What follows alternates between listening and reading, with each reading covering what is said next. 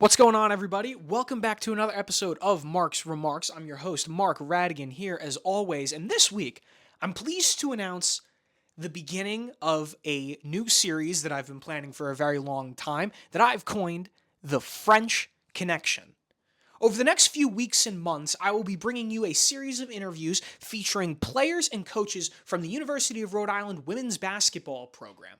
My goal is to set out and figure out what has caused this program to evolve over the past 5 to 6 years, going from one of the most underappreciated and unknown programs in the country to now towards the pinnacle of women's basketball, not only in New England, but across the nation. The following is a conversation that I had with the University of Rhode Island women's basketball associate head coach Adeniyi Amadou. We discussed his career to date, his decision to follow Coach Reiss in jumping ship from Syracuse to then coaching here at the University of Rhode Island, and how the Paris native has been able to use his connections to France in order to help enhance the pipeline of French recruits coming to Kinston and help build this program to where it is today. Enjoy. Just get right into it. I want to learn a little bit more about your personal background. I know that you're a native of Paris, and I know that you have experience coaching alongside Coach Reiss back at Syracuse before you came to Kingston. So would you mind just kind of breaking down a little bit of your coaching experience and just your relationship with France in general? Yes, so I was raised in Paris. I was raised in France, and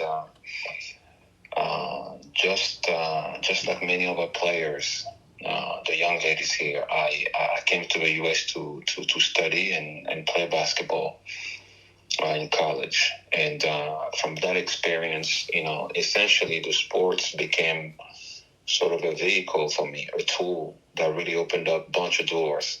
Unexpected, I should say, most times. Unexpected doors for me. And so what I've been able to do since I started to play basketball is just essentially using the game. And we tell the players all the time, the game is going to use you. That's the nature of the game. It's going to use your body. It's going to use all your physical, mental, emotional faculties. And you have to find a way it's going to allow you to use it in return. So you need to develop that sort of awareness of the fact that the game is rich enough that if you want to, it will open up doors for you. It will make you a better human being.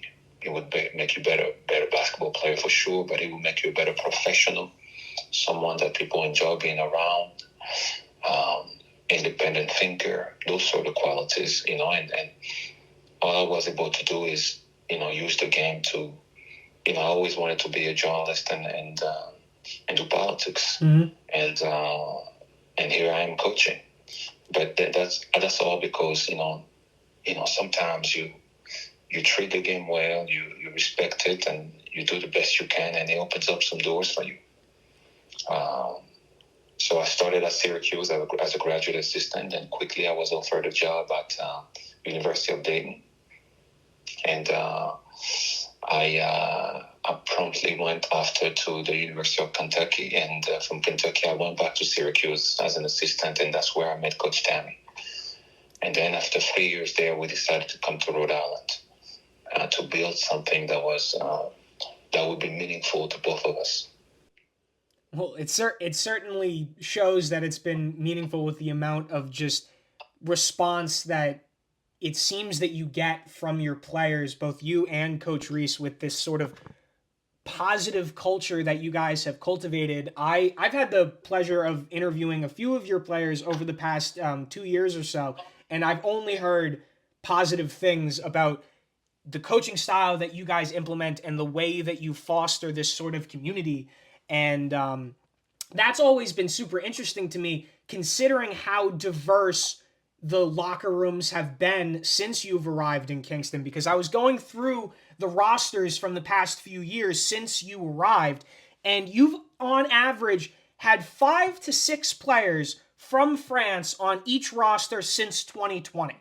And so kind of just to build off of that, I'm curious, as you went from program to program, even before you arrived, did you have a lot of experience in recruiting from France, or was that not really your full focus up to that point? Or when did this sort of idea of really honing in on the talent that France has to offer, when did that really start for you? Well, we've at Syracuse, we recruited France already, Mm-hmm. but we also recruited other countries, Latvia, Australia, among others. So the recruiting pool was more balanced for us then. But then we got to Rhode Island, and obviously now, because it's a mid-major, we had to find a way to create a competitive advantage for ourselves. We know we had a really good reputation in France because of the players that we coached, at Syracuse. And then we brought a couple of us to Rhode Island. And because of the way we treated them and the kind of experience that they enjoyed here, Mark, what happens is those kids become your best recruiters. Yeah. So that's really what's happening. You have those kids that are just, because they're enjoying good careers and they're going back home eventually to play. And all those kids, the world is a very connected place nowadays. Mm-hmm. So you have all these kids that are talking to each other. And what's happening now, really, of course we do recruit. Of course it is work. But I would say it's easier than it was before because now our kids have become our best recruiters, so to speak. Because, now when we're trying to tell parents and kids about the kind of environment we have here, we have people that we can go back to. They have something tangible that they can go to and evaluate. And that gives you credibility, right? And yeah. So that's what's happened. It's really, MP, Marie-Paul Foposi, that was one of our first players here. One of the first kids that she came to us at Rhode Island from Syracuse. One of our former players taught us about her, right? And through conversations with her, she was sold, and really all we have to do is, once those kids talk to parents and they talk to other kids that have been here, all we have to do is we have to be aligned between what we say we are going to do and what we do. It's quite simple.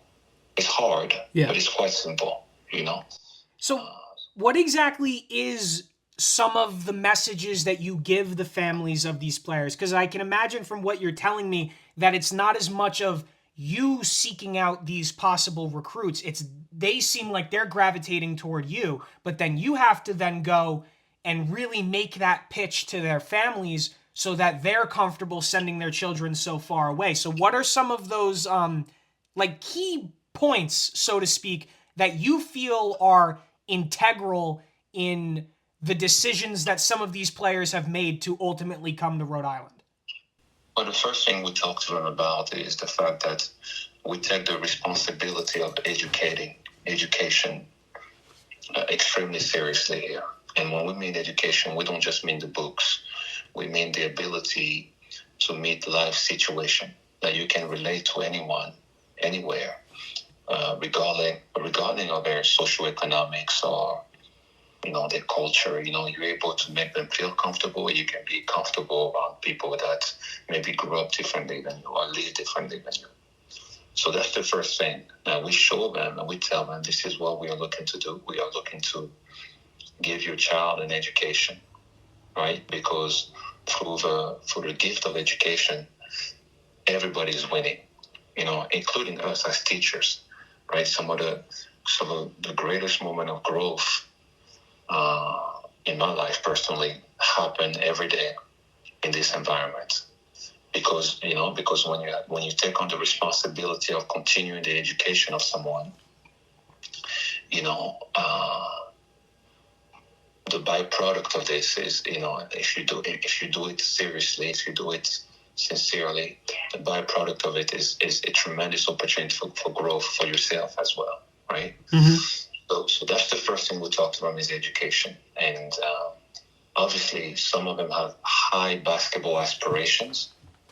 And that's another thing that we say to them. That there's no one else that's going to work harder in the country. And that's what we're trying to lead the country in, is the amount of time we're going to be pouring into you and into your game. We're going to adopt your dreams. And that's one thing that we tell them, like growing up, for example, my coaches in France were great coaches, good coaches, but it was a job for them, right? And whatever dreams I had, sometimes you need someone to remind you of your dreams, someone that's going to hold on to your dreams for you sometimes. Yeah. And it's going to remind you. It's going to sometimes drive you at times in your life. And we all need that. It's not just when you're 18 to 23, but later on in your life as well, or earlier. You need people to remind you, to encourage you, to let you. And this is what you say you wanted. It's a fantastic thing in life to dream of something and journey towards it, and have people alongside that are completely committed to help you get there. There are very few people in the world can say that they have that. So it's a fantastic time in your life when people are just completely dedicated, and the environment that we have here, from the strength coach to the academic advisor to the support staff and the coaching themselves, is you have an environment full of people that are like-minded as far as the passion that they have for the profession. Yeah. Right? And we see education not as a job, but as a craft, as a responsibility that we all have. And as citizen of this world, that's my contribution. I would love being a doctor. Of course, we're not saving lives, so whatever we can do, let's try to do it with whatever we can contribute to our society. We're going to try to contribute to it, with the most humility and sincerity as possible as we can. And I think that's the extent of the message. We never going. There's pressures to win, but that's never going to supersede the pressure to educate your child and to take care of them and to help them get to places that maybe they didn't think they didn't know they could get to. And for us, that sums up the message right there. Those few things. That is fascinating. I mean, if I had a daughter that was interested in playing basketball and I heard that recruitment speech, I would have been like, "Oh, you're getting on the first plane over there." That's But seriously, I mean, that to me seems like it checks off many of the boxes that I would imagine parents would be thinking of in that sort of situation, because looking at it from their perspective, they're sending their baby away for thousands of miles, and with the unlikelihood of really seeing them all that often. And so kind of shifting gears more toward the player aspect, when you're having conversations with the recruits themselves, because obviously the reputation of yourself and Coach Reiss speaks volumes, and then as the years have gone on and the success of the program has continued to go up, you obviously have players that have an idea of what you have to offer, and they're already, let's say, partially sold on that fact. But when you're having these individual conversations with recruits that you're serious about and ones that you really want to bring to Kingston, that you feel can make an impact to the program, what are some of the messages that you tell them personally in terms of actually making the switch and moving to the United States? Like becoming acclimated with American culture, like what it's like living in the U.S., what it's like living in the U.S. as a student athlete or as a person of color coming from a different country. Like what are these sort of what are the sort of things that you tell these players that may be sold on the basketball front, but may be apprehensive of making that serious life decision and moving so far away? The first thing that we tell them it's going to be very difficult. It's going to be hard, and it's going to be a testament of their character. It's going to reveal their own character to themselves sometimes. You're going to find out a great deal about yourself and who you are and what you aspire to be.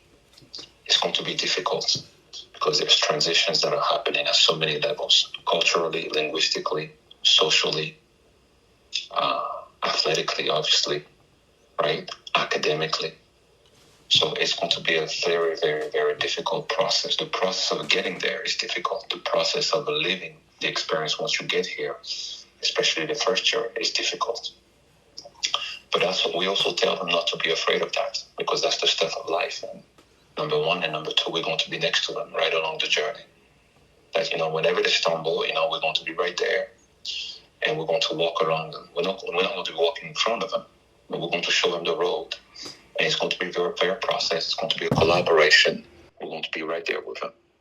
So during the recruiting process, I think this is where we function differently than other schools. Perhaps we don't try to sell them. We paint a picture that is as honest as we can. Yeah, it's difficult, but it's also full of joyful moments, right? And we tell them that along the ride, you're going to have to, you're going to really find out about who you are. And if you're not interested in that, if you're not interested in the process of bettering yourself from that standpoint, maybe this is not the place. So we start with those conversations as honestly, as candidly as we can. But we also explain to them that there's nothing in life. There's nothing in life to us.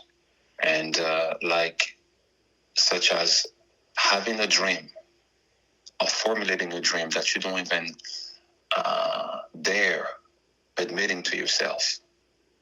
And once you've done that, okay, this is what my dream is, coach. Okay, and how are we going to get there? And then we're formulating a plan. And then this is the hardest part, developing the discipline, right? Developing the discipline to go after that plan every single day. And in the end, when you reach that dream, how many people do we know in our lives that had a dream and just reached it? Yeah. Right. This is what I want to become since I was a little kid, and this is where, and I'm there.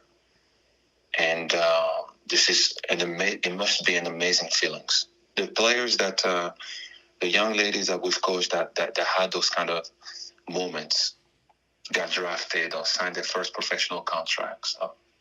They say there is no word to describe it. There are no words to describe what it feels like, because everything comes back to you at the moment. All the joy, all the ups and downs, all the insecurities, all the aspiration, the past aspiration, the doubts, the moments of frustration. All of that comes back to you. And it's a fantastic moment, extraordinary. So we tell them it's going to be difficult, but we also tell them it's also extremely rewarding every day.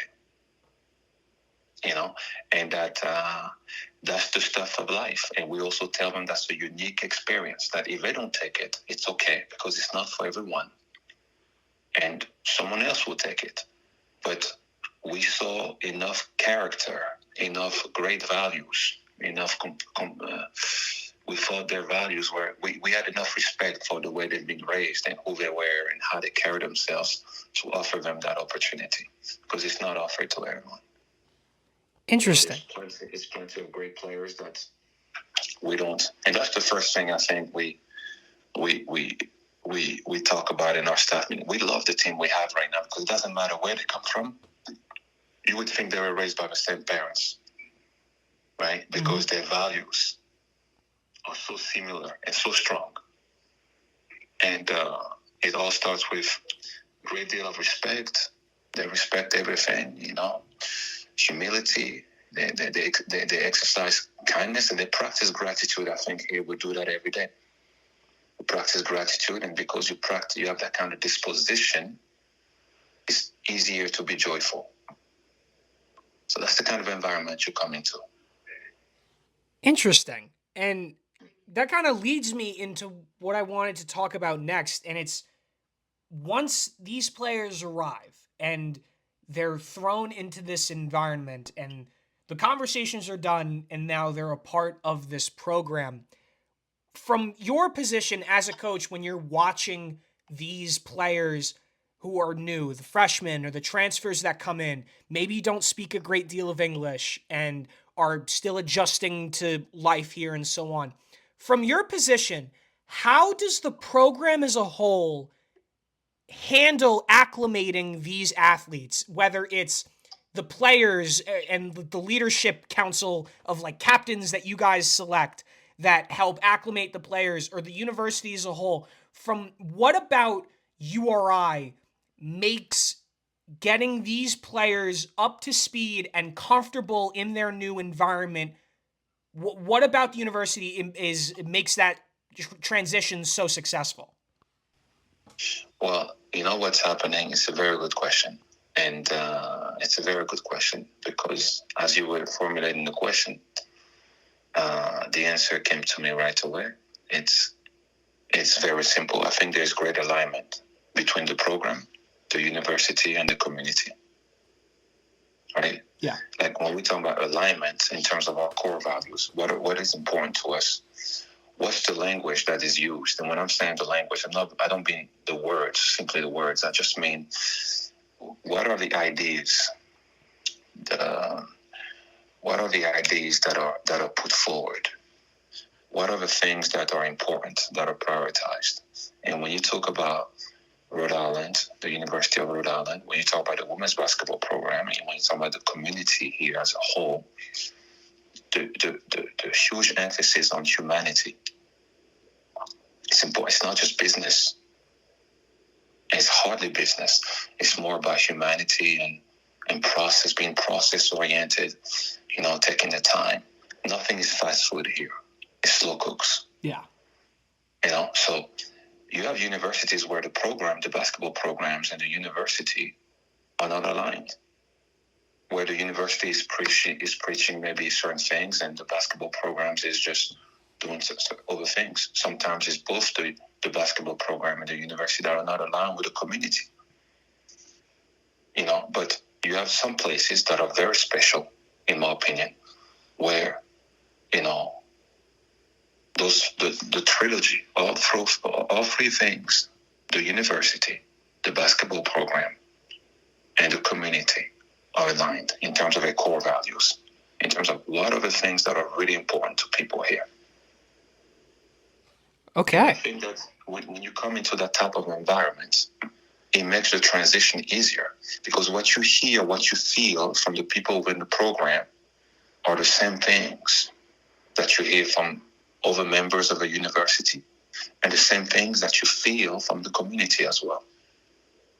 So for someone that comes from another part of the world, another continent, that's tremendously reassuring, consistent, and I think that's what helps the transition and makes the transition much easier, because you don't have to, it's very clear as you move from the program, the different circles, the circles of the program, to the circles of the universities, to the community. There's a backbone. There's a backbone. And that holds everything together. Okay. That was awesome. That, for what it's worth, I love hearing about how athletics and the URI community are intertwined through having done these sorts of podcasts over the past couple of years. And I've spoken with so many different players from so many different teams.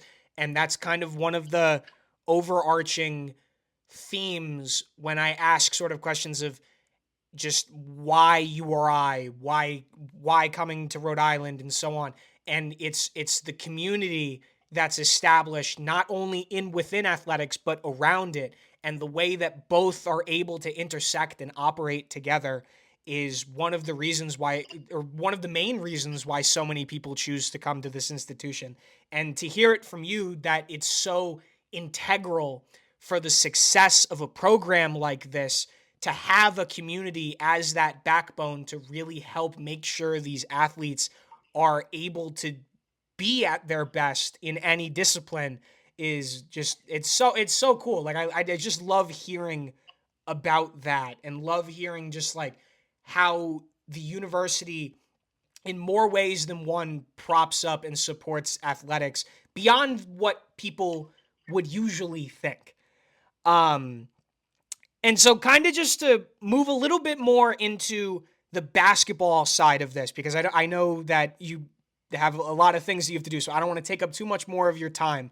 But I do want to touch on like the actual basketball aspect of this. And more or less, you have a very diverse team. And I feel that in certain sports that works, in certain sports it can pose a few challenges. And obviously with a language barrier from the jump, that can add different wrenches into the gears a little bit.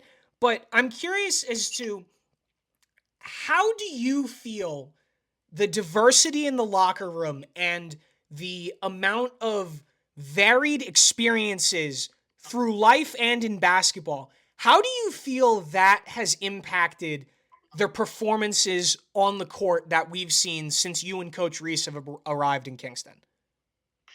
Well, I would say that for us, we put great connection between the type of individual you are, the type of person you are, and the type of player you will become. And for us, in order to play well, you have to live well. You know, if you're troubled in your life, it's going to be very hard for you to reach your potential as a player. And also, living well involves being in touch with reality. We have to live in the world as it is, not in the world as we wish it would be. And the world as it is right now is very diverse. It's getting more diverse. So we see this diversity as a tremendous strength. Because, when you're around people that are different from you, it creates some friction naturally. There's going to be some misunderstanding.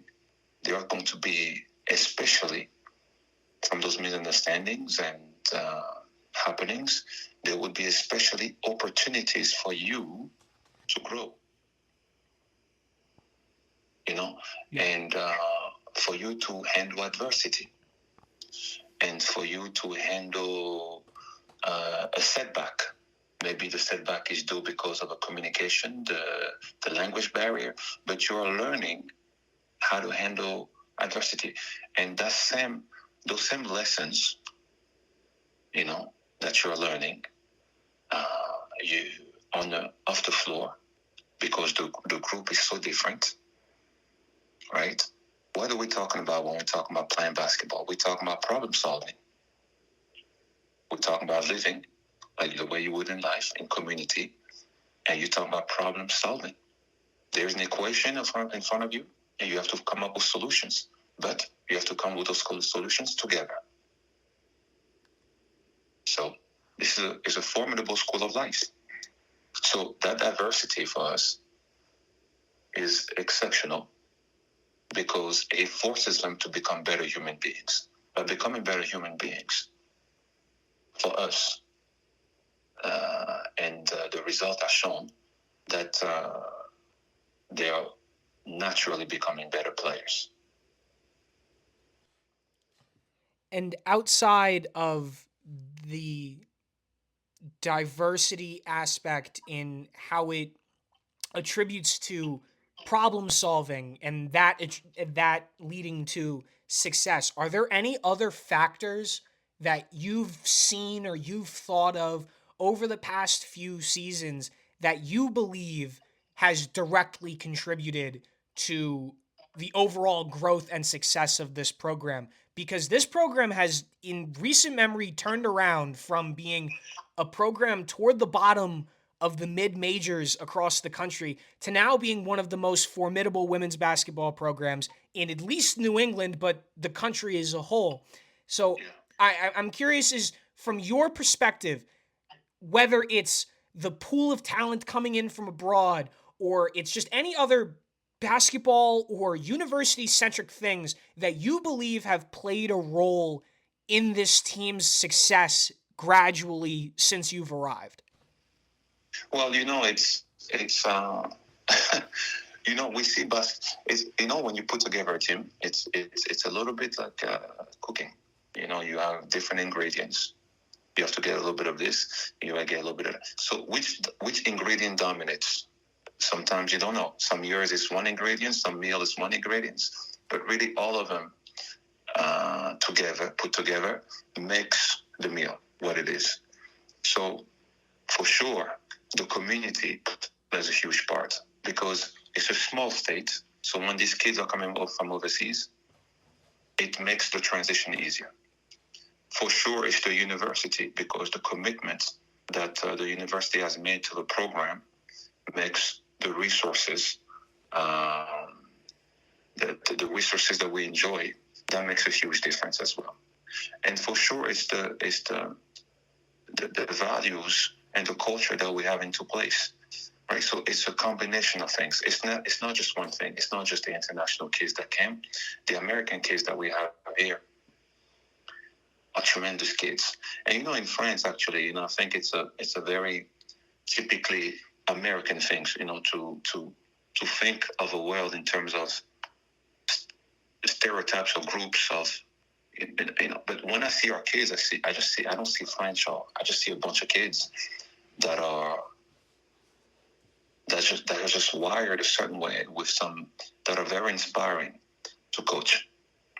You see, so that's the most fantastic thing about them. Is the fact that every day you come to practice, and we arrive to practice at 6 a.m. We arrive for work at 6 a.m. and I cannot wait to get in the car to get to work. On the worst day, I cannot wait to get to work and do it again the next day. Like we love being around the kids, and I think that's what the success is we know we're going to get talent. We know we're going to get talent, but it's also what kind of talent are you willing to have? And we identify clearly, okay, this is the type of talent that we want, and it starts with kind of people that they are. Because education is a talent. The way they were raised, that's a talent, not the way they were trained. And on that, we make no exceptions.